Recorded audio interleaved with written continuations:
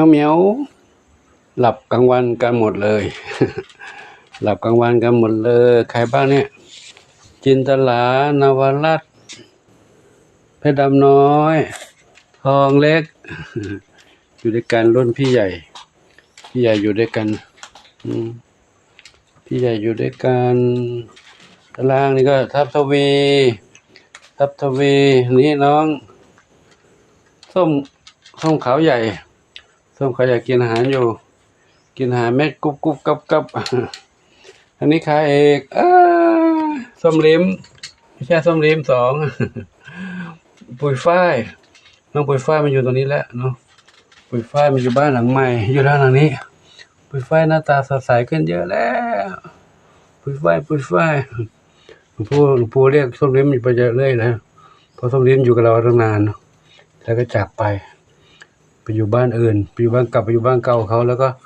หายไปไหนเลยไม่รู้ไม่เห็นแล้วนี่น้องปุยฝ้าย ปุยฝ้ายตุ้มนิ่มปุยฝ้ายตัดผมใหม่ขนขึ้นแล้วเนาะขนขึ้นใหม่แล้วปุยฝ้ายอยู่ตรงนี้นี่ซับทวีเหมือนกันซับทวีสีขาวเหมือนกันซับทวีบุญชัยนอนกลางวันในนี้เนาะยุงไม่กวนยุงไม่กัดแมลงวันไม่กวนมาพักผ่อนในนี้กันเดี๋ยวดูน้องเล็กทางนู้นน้องเล็กในบ้านนู้นก่อนพี่ใหญ่นอนหลับตรงนี้หมดแล้วเดี๋ยวดูนู้นก่อนนะแพนด้าเทาขาวใหญ่แพนด้าเทาขาวใหญ่นอนในบ้านนี้เนาะนอนในบ้านนี้วันนี้มีใครอยู่ส้มขาวใหญ่ วิ่งไปวิ่งมาบ้านนี้มีใครอยู่ไม่มีใครอยู่มีอยู่นี่ใครนอนอยู่นี่โชคทวีทรัพย์นอนบ้านหลังเดิมนอนบ้านเก่าๆหลังเดิมนี่ผุแล้วนะบ้านผุแล้ว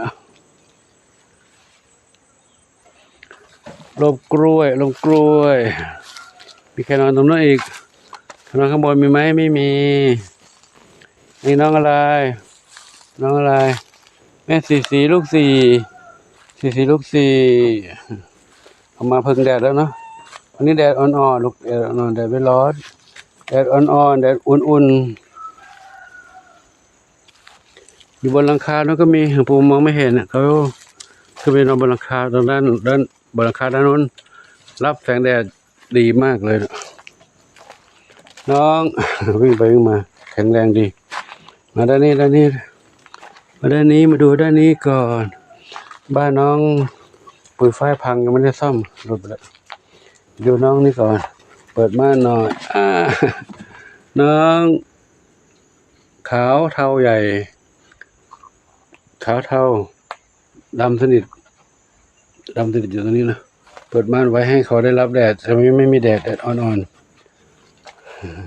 เดี๋ยวไปดูถนนอีกเด็กก็พักผ่อนกันนะหลับกลางวันกันมีหลายๆมุมหลวงปู่ก็ทำงานตรงนั้นตรงนี้เก็บตรงนี้ไปด้วยเก็บใบไม้ที่ร่วงตรงนี้โอ้โหวิ่งมายังเร็วเลยดำเล็กหางกวักวิ่งปุ๊บเลยไม่มีเพื่อนเล่นด้วยเล่นกับพี่เขาก็ไม่เล่นด้วยพี่เขาหลับหมดแล้ว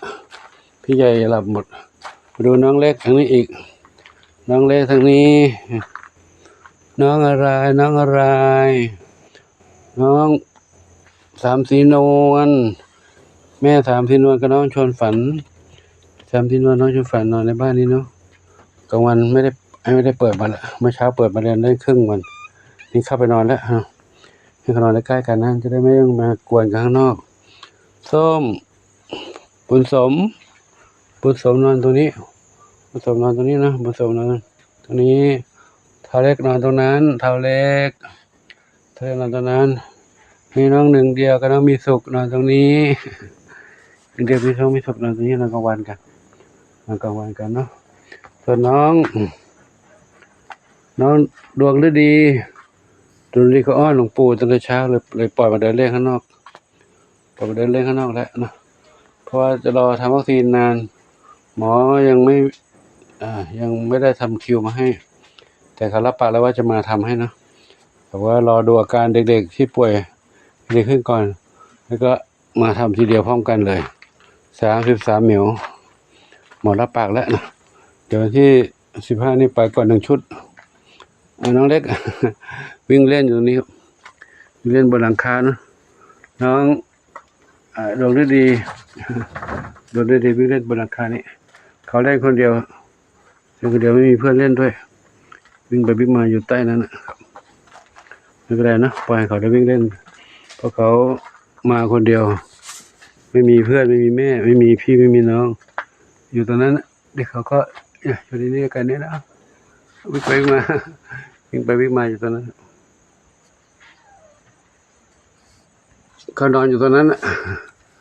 นอนข้างบนนอนอยู่ข้างนอกอิสระดีนะไม่ต้องไปขังอยู่ในกรงเขางุนงิดที่ปล่อยเขามาเดินเล่นตรงนี้ครับ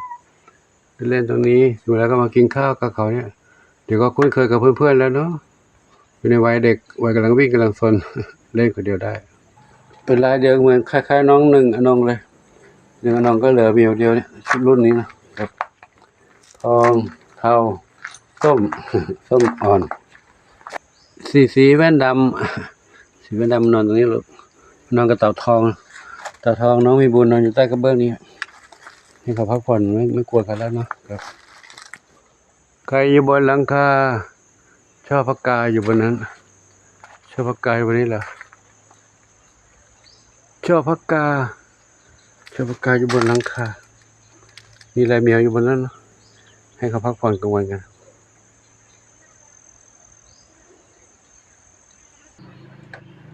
ตอนนี้ใครน้องอะไรลูกอะไรน้องจามจุลีเนาะน้องตรงนี้เนาะหลวงปู่ก็ขอนำภาพบรรยากาศวันนี้ให้กับทุกท่านได้รับชมกันไว้เพียงเท่านี้นะผมมีงานทำต่อครับสำหรับเรื่องการทำวัคซีนนั้นก็ตามที่หมอแจ้งไว้นะเนาะว่าจะมาทำให้ที่วัดส่วนทำหมันนั้นต้องมาทำที่นู่นเนาะเดี๋ยวก็วันไหนนั้นก็จะมีเวลาอยู่เนาะก็ช่วงนี้ก็จะรวบร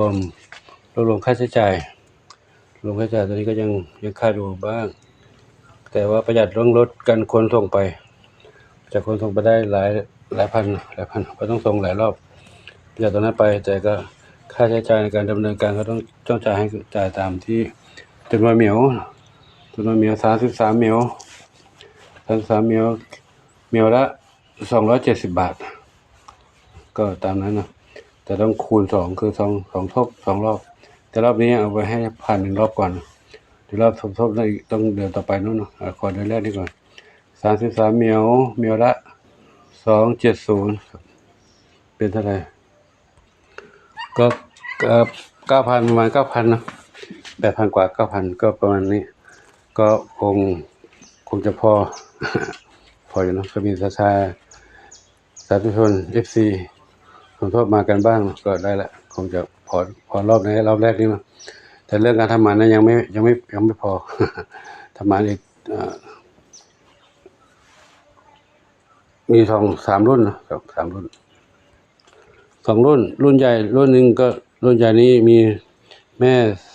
3สีนวลน้องขาวเทาน้องดำสนิทกับน้องส้มน้องไม่ใช่น้องหนึ่งอนงแล้วก็น้องปุยฝ้าย5เหมียวรวมแล้ว5เหมียวก็เหมียวละ1,200เหมียวผู้หญิงนะ1,200คูณ5เหมียวก็ประมาณอีก 6,000-7,000 ค่ารถเดินไปรับด้วยเนาะค่าดำเนินการด้วย 6-7,000 เหมือนกันครับแล้วก็เข็มวัคซีนรอบต่อไปอีกเนี่ยก็ประมาณนี้รวมแล้วก็ทำหมันชุดต่อไปอีกก็รวมแล้วถ้าอยู่ในวงเงินไม่เกิน 30,000 ก็อยู่ได้นะพออยู่ได้เฉพาะค่าใช้จ่ายเกี่ยวกับเรื่องนี้นะเรื่องการทำวัคซีนทำหมันทำกระตุ้นอีกเข็มหนึ่งไม่รวมค่าเจ็บป่วยเรื่องอื่นๆนะก็น่าจะพออยู่ได้ถ้ามีพร้อมเนาะถ้ามีพร้อมบางอย่างก็ทำไปก่อนบางอย่างอันไหนที่ยังไม่พร้อมก็ชะลอได้อยู่ครับก็ขอยุติคลิปไว้ที่นี้นะพบกันใหม่คลิปต่อไปโชคดีมีสุขสาธุ